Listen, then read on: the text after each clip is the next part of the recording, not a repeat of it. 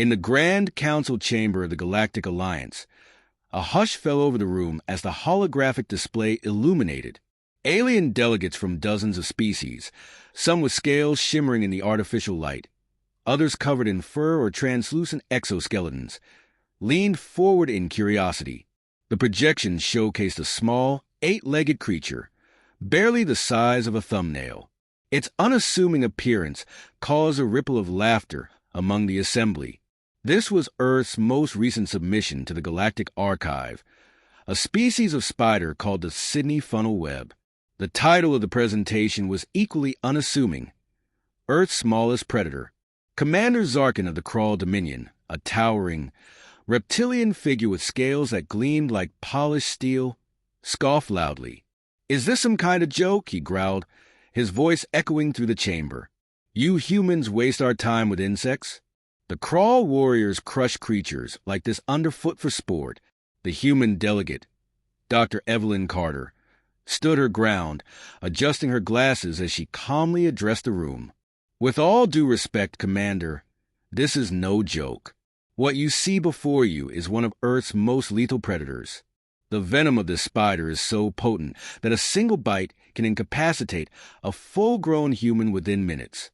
Its neurotoxins are so advanced that no antidote existed for decades, and even now, the cure requires immediate administration. This is not just a mere predator. It is a testament to the resilience and adaptability of Earth's ecosystems." The murmurs among the crowd grew louder. Some delegates seemed intrigued, while others dismissed the claim outright. A representative from the aquatic Zythar species, whose gelatinous body pulsed with bioluminescent patterns, chimed in. "We fail to see the relevance.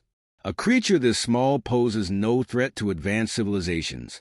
Dr. Carter smiled knowingly. "That, Ambassador Viarwayan, is precisely the point. Humanity's strength lies not just in our technology or physical prowess, but in the seemingly insignificant things that we take for granted. Let me elaborate." Dr. Carter gestured toward the display, and the hologram zoomed out, showing Earth's vast array of ecosystems. Earth is a planet of contradictions. Our species has evolved alongside predators that could crush us with ease: lions, sharks, crocodiles. Yet, it is often the smallest organisms that hold the greatest power. Take our microbes, for example, viruses and bacteria that have decimated populations throughout history. Or consider this spider. Its venom contains a unique cocktail of atrichotoxins, a class of neurotoxins so effective that they disrupt ion channels in nerve cells, causing paralysis and death. Imagine if such a creature were weaponized. The mention of weaponize caused a visible shift in the room's atmosphere. Delegates whispered to one another, and Zarkin crossed his arms, his tail twitching in annoyance. "You expect us to believe that a tiny insect could harm a Krull warrior? Our kind has conquered entire worlds. We are impervious to such primitive threats." Dr. Carter raised an eyebrow. "Is that so? Then perhaps you'd be willing to volunteer for a demonstration." The room erupted in laughter, but Zarkin's eyes narrowed. "Fine," he growled. "Bring your little monster. Let's see if it can do more than skitter about." Within an hour, a controlled environment was set up in the chamber. A live specimen of the Sydney funnel web spider was carefully released into a glass enclosure. Zarkin stepped forward, placing his hand inside with an air of arrogance. The spider, sensing the vibrations, scurried toward the intruding limb.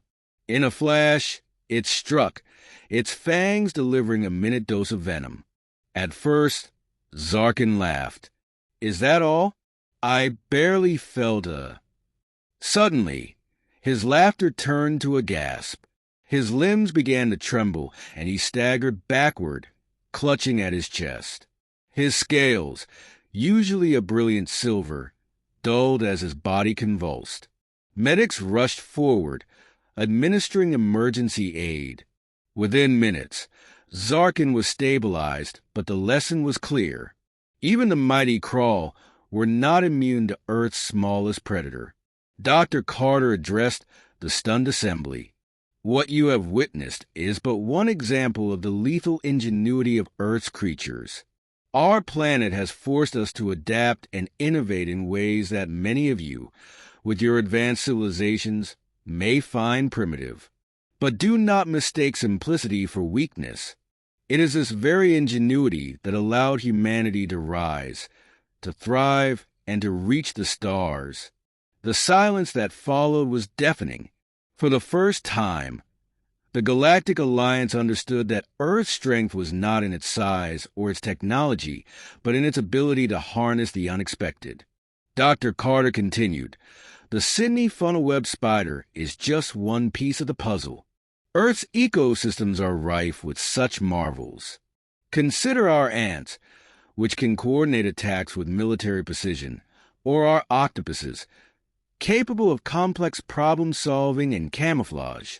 Each of these creatures holds lessons about adaptability, survival, and ingenuity." The hologram shifted, showing images of other deadly Earth creatures.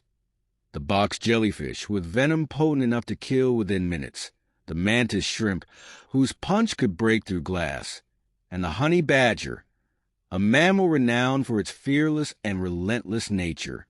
Earth is a crucible of evolution, Dr. Carter said, and humanity is its most unpredictable creation. We've harnessed the lessons of our environment, turning adversity into strength. As the delegates absorbed her words, a sense of unease spread among them. The crawl, once dismissive, now regarded Dr. Carter with a newfound respect and a trace of fear.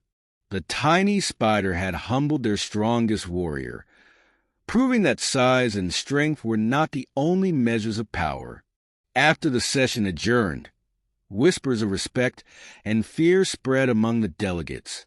Earth's place in the Galactic Alliance was no longer questioned. The Crawl, once boasting of their invulnerability, quietly ordered research teams to study Earth's venomous creatures, hoping to uncover their secrets. And deep in its glass enclosure, the tiny spider rested, oblivious to the seismic shift it had caused in the galaxy's perception of humanity. For all its venom and ferocity, it was but a reflection of Earth itself, unassuming on the surface, yet hiding depths of power and resilience that no one could ignore.